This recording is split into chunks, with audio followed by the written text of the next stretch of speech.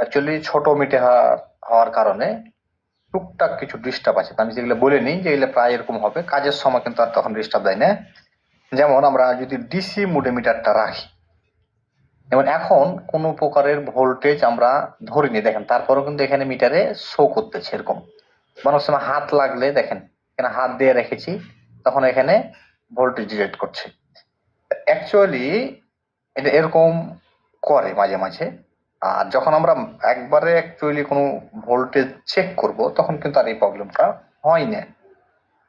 তো এই জন্য আমরা বিষয়টা দেখে নিয়েছি কাজ ক্ষেত্রে যখন আমরা এটা ধরবো, যখন আমরা টাচ করব, যখন আমি বলবো যে এখন দেখেন ভোল্টেজ, তখন আপনারা বিষয়টা ফোকাস দেবেন। তাছাড়া কিন্তু ভোল্টেজ দেখেন যে এটা এমনি অটোমেটিকলি এরকম আপ ডাউন করে, এটা আমাদের অন্যান্য বড় মিটারগুলোতে করে না। তা আমার ক্যামেরাতে কাজের সুবিধার জন্য এই মূলত এই বিষয়টি ব্যবহার করা। যেমন আমি এখানে এখন ধরি, ধরার পর আমার কত ভোল্টেজ আছে আমি সুন্দরভাবে দুইটি কানেকশনে ধরলাম।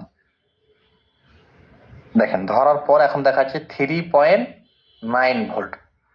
তো এভাবে ধরার পরে যেটা আমরা বলবো যে হ্যাঁ এই যে এটা ভোল্ট, তখন আপনারা এই বিষয়টা ফোকাস দিবেন। তাছাড়া আমরা টেনে নিয়েছি দেখেন যে অটোমেটিকলি এরকম 2 ভোল্ট 3 ভোল্ট আসছে যাচ্ছে, কিন্তু অ্যাকচুয়ালি এটা কোনো কাজের না। এটা এরকম করে আমাদের এই মিটারটা, অন্যান্য মিটারে করে না।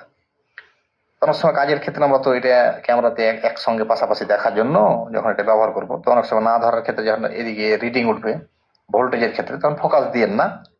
অনেকে হয়তো ভাববে যে না এখানে একবার 20 দেখাচ্ছিল আবার 3 দেখেছে, এ ধরনের কনফিউশনে পড়িয়েন না। এই জন্য আর কি বিষয়টা আমি দেখিয়ে দিলাম। তারপর হচ্ছে আমাদের ডায়োড মোড বা ওমস মোড, এগুলো মোটামুটি ঠিক আছে। তো আমাদের ডায়োড ওমস এখানে ব্যবহার সবসময় আমরা করি না। ডায়োড মোডেরটা কিছু কিছু ক্ষেত্রে, আর বিপ মোডেরটা আমরা করি। এগুলো ডায়োড মোড বিপ মোড এগুলো মোটামুটি ঠিক আছে। ঠিক আছে, তাহলে আমাদের এই মিটারটাতে আমরা যখন কাজ করবো ভোল্টেজের ক্ষেত্রে, বিশেষ করে বেশির ক্ষেত্রে আমরা তো ভোল্টেজ টেস্টিংটা বেশি প্রয়োজন পড়ে, ওই ক্ষেত্রে এটা বেশি চেক দেবো। আর বিপ মোড ডায়োড মোডে কিছু ক্ষেত্রে। তো এই জিনিসটা আমরা দেখালাম যে এটা ব্যবহার করব কিছু ক্ষেত্রে, ওই যে ভোল্টেজের ক্ষেত্রে টুকটাক ডিস্টার্ব থাকবে, এটা অবশ্যই আপনারা খেয়াল করবেন। তো মেন যে পয়েন্ট আমি যখন বলবো যে না এখন দেখেন ঠিক আছে, তখন ওই বিষয়টা আপনারা ফোকাস দেবেন।